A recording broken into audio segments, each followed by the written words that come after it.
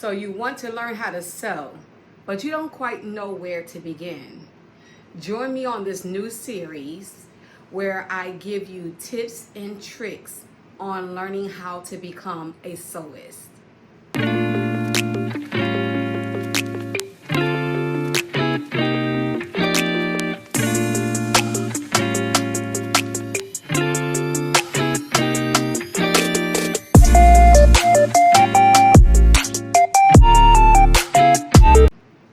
Welcome back to my channel. In today's video, I'm going to give you a brief list of things that you need to begin your sewing journey. If you're new here, welcome in. And if you're a returning subscriber, thank you for coming back. Don't forget to hit the like button, the subscribe button, and share this video out so that more people can begin sewing. I get a lot of messages from people asking me how to begin sewing, and even down to me offering sewing classes. And I'm still going to offer these classes, but what I've decided to do is I'm going to create a Patreon, and that Patreon would be for the people who would get the in-depth sewing lessons. But I will continue to give free tips and tricks right here on this channel as I start my new journey in my handbag business. Little bit of maintenance. First of all, please forgive me for the lighting. I was trying to record this video outside today. As you can see, it's a beautiful day. However, today's the day they wanted to start doing construction, and it was extremely loud. And as some of you know, I'm still waiting on my ring light, so the lighting is horrible. It's actually making me look like I got dark eyes, and I don't. But that's neither here or there. I didn't want to prolong this doing these videos any longer. So despite the things that are going wrong, we're going to continue to go on. So I didn't bring my sewing machine out because it's heavy, it's big, and I have multiples. So the first thing you need in this journey is you need a sewing machine. Now, a good beginner sewing machine would be Singer and Brother. We know they're top tier. They've been around for a very long time. But I would actually stick with them. They're a one needle sewing machine. I would also even get one that's even a manual. I wouldn't even necessarily go with digital unless you already have some previous sewing experience. Then I would go with a digital. And I'll do another video later and we can break down that manual versus digital sewing machines. But for someone who is absolutely starting out, I would start out with a manual sewing machine. However, there are very good Juki's and Janome sewing machines. But I would personally stick with the Brother or the Singer. Now, the next thing you would need is for your sewing machine some universal needles. These are needles for the sewing machine in the event that the needle that you're using breaks. So all you really need is like a 90-14. That is a standard needle that will allow you to stitch multiple fabrics. And I do have a video planned in the future that breaks that down as well. I'll have different types of fabrics. I'll show you the different types of sizes of needles, and I'll even demonstrate what they look like using those. All right. So you also want to need two other important things. You're going to need thread, and this is just cotton thread. I want to say this is Coates and Clark's, yes, because I do use a lot of Coates and Clark's myself. And this is a bobbin. This is the bobbin that is the understitching of your garments. I personally wind my own bobbins. I just use my thread to wind that, and we'll go over that in another video. All right. Before we move any further, we're going to go with hand needles. These are needles for stitching by hand. There are going to be some projects that you will do where you may need to stitch by hand to do some invisible stitching. And the old school trusty old thimble. I know a lot of y'all used to play Monopoly. I was that one. I always wanted the thimble. Everybody in my family knew because I sewed that not to touch that thimble, because if we were playing Monopoly, it was mine. All right. Now, another thing you're going to need is you're going to need a what is called a seam ripper. So you'll see it has a ball right here, and then there's a point right here, because no matter how experienced you are, you're going to make mistakes. And so you're going to need the seam ripper to take those threads out so that you can fix the issue. And like I said, I'm going to do a deeper video showing you even how to use a seam ripper, because believe it or not, some people have never heard of it, some people have never seen it, and then there's some people that don't even know how to use it. So we'll do another video on that as well. All right, so you're also going to need some stick pins or bottom pins, and you're going to need a pin cushion. Believe it or not, y'all, this pin cushion is at least about a good 20 plus years old. I really don't even use these pins anymore. I use these. I use a very fine pin. There are different weights of pins as well that you need based off your weight of your garment. And again, that has to be a future video because that's a little bit more of an advanced video. But you can get a universal pins to use as well. All right. So if you're going to, let's say, work with a pattern, you're going to need what is called some tracing paper. So I use this to mark my notches and different things in not even just in patterns that I'm using, but even in patterns that I've made myself. So I like to use the tracing wheel method, and here is the tracing wheel. You just put the wax underneath the garment and you trace the lines or the notches onto your garments. So this is what I like. You definitely need this. I also have, and you'll see me reaching down grabbing stuff. You also can use the tailor's chalk. Mine has gotten a little, well, it's going to get dirty over time. I have a blue one as well. Or the pencil. These are washable even down to the tracing paper. Once you wash the garment, they're gone. Those lines disappear. I have a couple of heated pins. I couldn't find them, y'all. I was a little upset. I'm like, where are my heated pins? So what it is, it actually looks just like a regular pin, but it's for markings. It's for your marking your garments. And all you have to do is take an iron over top of that heated pin and those marks disappear. Let me go back a little bit because I went a little far. Even with your hand sewing, some people can't see the little eye in the needle. This is a threader. This will help you thread your needles. And I also buy a lot of these little threads that match my big threads. I use these for any hand stitching, so I don't have to take my big bobbins off the sewing machine. All right. Another thing you're going to need is you're going to need some clips. I have different sizes. I just didn't feel like digging out all of them, so unfortunately I have some different sizes, and I do have some heavy duties on the way as well. But there's going to be some garments that you're going to sew that you should not be using stick pins. Do not let people tell you it's okay to use stick pins on every garment, even down to fine stick pins. There are some garments that just do not need holes in them, and we'll talk about those pieces of materials, and we'll talk about those materials in a later date.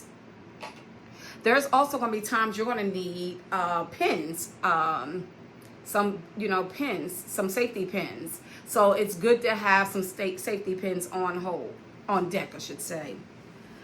All right. One of the other things you're going to need is you're going to need some rulers. So these are what is called my French rulers. I have a whole host of them. I can make patterns more so for myself and my family. I'm actually right now in the process of learning how to make my bag patterns. I just made one yesterday. I'm actually kind of proud of myself because it's my first one. But you're going to need these. And so these are called French rulers, and they're used for different reasons. I'm not going to go into detail today, but you're going to need all types of rulers. So I'll just give you a brief. This is a ruler for, it's a curved ruler, and it's good for making, the curves in your skirts and pants and things of the nature. This one is another one. I know it's clear, so it's a little difficult to see because I'm in here. But this is another good one for making curves in your arms. You can use the straight side more because your back is straight and the front of your arm is curved. And just a straight ruler. You're going to need just a straight ruler. So you are going to need rulers as well. Oh, I forgot one important thing. It's kind of jumbled up now because I'll just grab it really quickly and came back in. You're going to need a flexible tape. If you want to make garments for yourself or for anybody, you need to take measurements. So this is really good. You can buy a retractable one. I have way more measuring tapes than I probably should have or need, but you're going to need a flexible measuring tape. All right, so one of the important things is that you're going to need scissors. Sorry, y'all, I dropped my notes, and well, actually, I'm not even looking at the notes to be completely honest with you, but you're going to need scissors. Now, please, ma'am, please, sir, whatever you do, never cut paper, patterns, or anything with your garment scissors because you will dull them down. Now, some people like to put little tape, little things around it so they can make sure that they don't mix them up. I don't have to do that. I know, because for one, my pretty expensive scissors, and this is just a little bit of a set. They came in a set of 6 because they serve different purposes. So these are my garment scissors. I only use them to cut material and material only. When I'm cutting my patterns, if I'm cutting paper, I don't even pull these out so that I won't even accidentally grab them and be like, oh shoot, because it will dull your blades. These are my paper scissors. They're only for cutting paper and paper only. Because you also have to keep in mind your material scissors are a lot sharper than paper scissors. And if you continue to use your material or garment scissors to cut paper, they're going to look like paper scissors and feel like paper scissors. One of the things I like to use more than I do my scissors is I like to use rotary blades. Rotary blades are my number one thing to use. I typically only use scissors every once in a blue moon, but this is mine. So this is, and do the same thing with your rotary scissors. Do not ever cross the two when it comes to your garment and when it comes to your paper. This is my paper rotary cutter. This is my garment rotary cutter. Please, because you will dull these blades. What you also need, and I didn't bring it out here, you need replacement blades, because I like to try to change mine in between sewing garments or sewing projects, not because they're dull after one use. It helps, to keep them from dulling out even quicker. So you want a set of replacements. It's easy, you just have screws on the back, you unscrew them, and you can take the blade out and put it back in. But please, ma'am, please, sir, make sure you do not use your paper on your garments and your garments on your paper. Because for one, if you use your paper rotary on your garments, it actually can split the garments. It literally can split it. And last but not least, and there's some others I'm going to talk about. No, it's not last but not least. So I like to use iron-on infusible web. Sometimes you have some hems that you need to infuse before you stitch. I absolutely love this. This is not open, but I have 4 packs of these. And so I like using this even for the arms. I like to use it for the hem of the pants, hem of a skirt. I even use it for some of my collars because it just helps tack it down until I sew down that garment so that the garment won't shift position. Another thing you need is you need an iron and an ironing board. And please, if you're going to be making garments for people to sell, keep that iron and ironing board separate from the iron and ironing board you use for yourself and your family. Just don't cross-contaminate that iron and ironing board. I know that the price of them have gone up, but integrity, keeping integrity, do not cross those. I personally like to use the steamer as well. I'm advanced sewer, so there's garments that I use that I like to use steamers. But when it comes to sewing your seams open, and I know there's some people don't like to do that, but I do, and we're going to do a video on the importance of that and showing the difference on how the garment looks when you iron the seams versus when you don't. So it's very important to do that. Now, another thing that you need to get started, or other things, and I didn't bring these out today either, you need elastic, zipper, and buttons.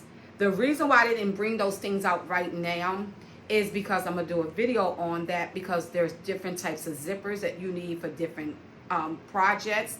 There's different types of elastic. And there's different types of buttons that you need, and there's different size buttons that you need based off the size of the buttonhole. However, those are some of the things that you'll eventually need. You don't need those right away to start sewing, but you need these things to gather these things up right now to have in your arsenal, so that when you start sewing, when you decide what garment you want to start with, you'll have these items. So I hope that you enjoyed this video. I knew it wasn't going to be that long, but I hope you enjoyed this video. Tell me in the comments, is there something that you want me to talk about or demonstrate as far as sewing? I'll be happy to do that for you. This channel, like I said, is going to be geared towards my handbag, but it's going to be all things sewing. So it's not going to just be handbags, but I'm going to go into all things sewing, period. So I'm bringing all of my sewing experience over here, and I created a new channel. It's called Copper Hue Mississippian. And the reason why I'm created that new channel, I'm going to take all of the American Indian and the historian and genealogy over to that channel and leave that over there. So I'm separating down the two channels.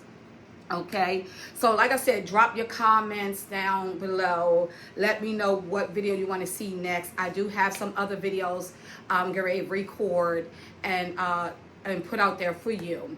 I'm also getting ready to start the Patreon because I'm going to start teaching you how to read a pattern. So I'm going to give you a pattern to buy, so that way that you can have that pattern in front of you when we go over how to read that pattern.